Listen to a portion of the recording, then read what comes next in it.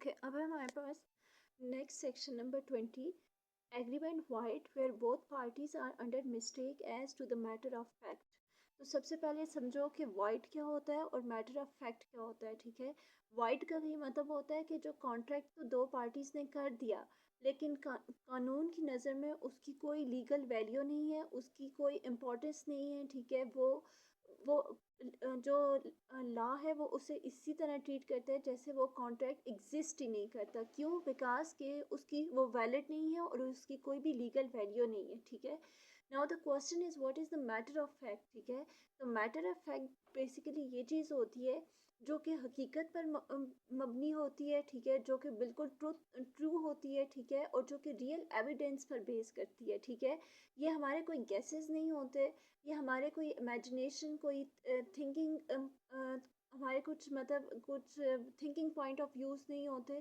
They are real, they anything that is real and that happen in reality और anything that is based on truth, it is known as the matter of fact. ठीक है, जैसे हम ये कहते हैं कि it is a matter of fact that the sun rises in the east, कि मैटर ऑफ फैक्ट है कि जो सूरज है वो मशरक से तुलू होता है। ठीक है, तो ये सच है। ठीक है, तो कोई भी चीज़ जो बिल्कुल सच साबित हो या फिर जो हकीकत हो। ठीक है, जैसे हमें कहते हैं कि it is a matter of fact that the जज decide the case on the basis of evidence. ठीक है, तो ये क्या है? ये एक मैटर ऑफ फैक्ट है क्योंकि रियलिटी हकीकत में ऐसे हुआ है। ठीक है, तो मैटर ऑफ फैक्ट ये चीज़ होती है, मैटर ऑफ फैक्ट का मतलब होता है दो चीज़ें, एक रियलिटी और एक ट्रुथ। तो हमेशा याद रखना कि इस पोर्शन में हमने दो चीज़ें पढ़ी, एक है वाइड और एक है मैटर ऑफ फैक्ट। वाइड वो चीज़ होती है जो कि पार्टीज आपस में कॉन्ट्रैक्ट कर लेती हैं, लेकिन कानून की नज़र में वो कॉन्ट्रैक्ट ऐसे होता है जैसा कि वो एग्जिस्ट ही नहीं करता। क्यों? क्योंकि वो उसके अंदर मिस्टेक्स होती हैं और वो लीगल, वो वैलिड नहीं होता। ठीक है, और मैटर ऑफ फैक्ट क्या चीज़ होती है? मैटर ऑफ फैक्ट ये चीज़ होती है जो कि बेस करती है रियलिटी पर और ट्रूथ पर, और जो कि एक्चुअली हैपेंड हुई हुई होती है। ठीक है, जैसे हम ये कहते हैं ना कि सूरज जो है वो मशरक से तुलू होता है। ठीक है, सुबह सवेरे हम उठते हैं। ठीक है, ये सारी चीज़ें क्या है? ये मैटर ऑफ फैक्ट हैं। ठीक है, अब अगर हम ये सेक्शन बेसिकली हमें ये बता रही है कि agreement void where both parties are under mistake as to the matter of fact, कि अगर दो पार्टीज थी उन्होंने कॉन्ट्रैक्ट किया और दोनों को उन्होंने इंपॉर्टेंट फैक्ट के बारे में जो है वो क्या कर दी, मिस्टेक हो गई उनसे, तो जो एग्रीमेंट होता है वो वाइड हो जाता है। वाइड का ये मतलब होता है कि इनवैलिड फ्रॉम द स्टार्ट। ठीक है, उसकी कोई लीगल पोजीशन, कोई लीगल वैल्यू नहीं है, कानून उसे उसी तरह ट्रीट करते हैं जैसा कि वो एग्जिस्ट ही नहीं करता। ठीक है, अब जैसे हम ये कहते हैं, लेकिन उसमें आपने ये चीज़ रखनी है कि जो मिस्टेक हो वो मैटर ऑफ फैक्ट से रिलेटेड हो and it must be essential to the agreement. और ये जो मिस्टेक होती है वो बेसिकली क्या होती है कि एसेंशियल होती है टू द एग्रीमेंट। अब जैसे हम ये कहते हैं कि A agrees to sell a horse to B. ठीक है, कि जो ए है उसने क्या किया है कि अपना घोड़ा बेचा है बी को। ठीक है, लेकिन दोनों को पता नहीं था कि that B has that the horse has already died. ठीक है, कि जो घोड़ा है वो ऑलरेडी मर चुका है। तो यहाँ पर उनकी जो मिस्टेक थी वो मैटर ऑफ फैक्ट से रिलेटेड थी। मैटर ऑफ फैक्ट ये उसका मर जाना जो है वो एक इम्पॉर्टेंट फैक्ट था। ठीक है, और वो रियलिटी में वो मर चुका था लेकिन दोनों को उसके बारे में नहीं पता था। So that is why agreement जो है वो वाइड हो जाएगा। तो वाइड पहले बताया कि कोई भी चीज़ वाइड ये चीज़ होती है कि इनवैलिड फ्रॉम द स्टार्ट। ठीक है, इनवैलिड का ये मतलब है कि कानून की नज़र में वो कॉन्ट्रैक्ट ऐसे है जैसे कि वो एग्जिस्ट ही नहीं करता। ठीक है, तो वो इनवैलिड फ्रॉम द स्टार्ट है। ठीक है, क्यों? क्योंकि दोनों पार्टीज ने मिस्टेक की important part of an agreement about या फिर about important fact of the agreement. ठीक है, एक दूसरी एग्जांपल है कि ए जो है उसने अपनी चीज़ें जो है वो बी को बेच दी, लेकिन दोनों को नहीं पता था कि जो गुड्स हैं वो ऑलरेडी एक शिप एक्सीडेंट के अंदर डिस्ट्रॉय हो चुकी हैं। ठीक है, ए की चीज़ें थी, ए सेलर था, उसने बायर को सेल कर दी। ठीक है, लेकिन ए को नहीं पता था और ना ये बी को ही पता था कि जो ए की जो चीज़ें हैं वो ऑलरेडी एक शिप एक्सीडेंट के अंदर डिस्ट्रॉय हो चुकी हैं। तो इस सेक्शन का बेसिकली हमें ये मतलब है कि अगर कोई भी मैटर ऑफ फैक्ट की चीज़ होती है, कोई भी ऐसी चीज़ जो रियलिटी या ट्रुथ पर बेस करती है, जैसे हम ये कहते हैं ना कि सूरज मशरक से तुलू होता है, तो ये ट्रुथ है। ठीक है, या फिर कोई भी चीज़ जैसे हम ये कहते हैं जज ने जो है वो एविडेंस की बेस पर जो है वो केस को डिसाइड किया था, तो यहाँ पर एविडेंस की बेस पर उसने वो क्या है, रियलिटी है। ठीक है, तो कोई भी चीज़ जो रियलिटी में हुई होती है या फिर जो ट्रुथ होता है वो क्या होता है, वो मैटर ऑफ फैक्ट होता है। तो जिस वक्त पार्टी जो है वो मैटर ऑफ फैक्ट, अब यहाँ पर उन चीज़ों का ना जो है वो डिस्ट्रॉय हो जाना या फिर घोड़े का मर जाना, ये मैटर ऑफ फैक्ट था, ठीक है। लेकिन दोनों पार्टीज को इसके बारे में पता नहीं थी, तो उन दोनों ने मैटर ऑफ फैक्ट के बारे में मिस्टेक कर दी। तो जो एग्रीमेंट है वो वाइड हो जाएगा, कानून उसे ऐसे कंसीडर करेगा जैसा कि ये एग्रीमेंट कभी एग्जिस्ट ही नहीं किया और इसकी कोई लीगल वैल्यू ही नहीं है, ठीक है।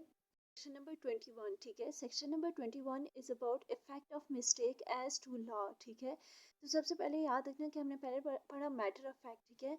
मैटर ऑफ फैक्ट हमें ये बताती है कि व्हाट एक्चुअली हैपन, ठीक है, कि दरअसल हकीकत में क्या चीज़ वो वाकई में जैसे हमें कहते हैं एक वाकया पेश आया है, ठीक है, ये होता है मैटर ऑफ फैक्ट।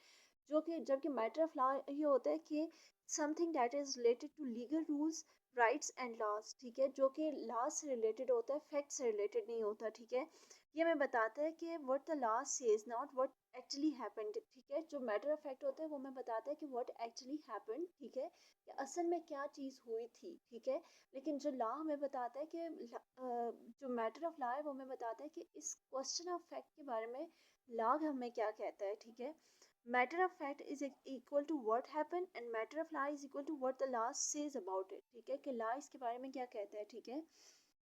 जैसे फॉर एग्जांपल हम ये कहते हैं कि अगर हम ये कहें कि थेफ्ट की क्या पनिशमेंट है, तो उसके लिए हम ये देखते हैं कि ये लॉ क्या है। तो यहाँ पर अगर हम ये बात करें कि what is the punishment of theft, so it is the matter of law, ठीक है, क्योंकि हम ये बता रहे हैं कि लॉ इसके बारे में क्या कहते हैं कि थेफ्ट की क्या पनिशमेंट है, तो ये होता है मैटर ऑफ लॉ। जैसे हम ये कहते हैं रॉबरी की क्या पनिशमेंट है, इसी तरह हम ये कहते हैं कि किसी पर्सन के पास लीगल राइट है या नहीं है, ठीक है। तो whether the contract is legal और इलीगल, क्या ये कॉन्ट्रैक्ट लीगल है या फिर इलीगल है, तो ये इसमें हम बताते हैं कि लॉ इसके बारे में क्या कहता है कि फॉर एग्जाम्पल किसी के बारे में अगर हमें कहते हैं कि राइट टू फेयर ट्रायल किसी के पास है या नहीं है, तो उसके बारे में हम ये नहीं देखते कि क्या हुआ था, उसके व्हाट हैपन, उसके उसमें हम ये देखते हैं कि क्या लॉ इसके बारे में क्या कहता है कि इस पर्सन के पास राइट है या नहीं, ठीक है। अब वो ये कहते हैं कि अगर एक पर्सन है उसने कॉन्ट्रैक्ट किया है, ठीक है, और वो उसे अपने कंट्री के लॉ के बारे में नहीं पता था, तो आप जो है वो कॉन्ट्रैक्ट को कैंसिल नहीं कर सकते। क्यों? क्योंकि there is an important principle which is known as ignorance of law is no excuse, ठीक है। आपका कंट्री, आपका मुल्क आपसे ये एक्सपेक्टेशंस रखता है कि आपको अपने मुल्क के तमाम जो लॉज हैं वो आपको पता होना चाहिए, ठीक है।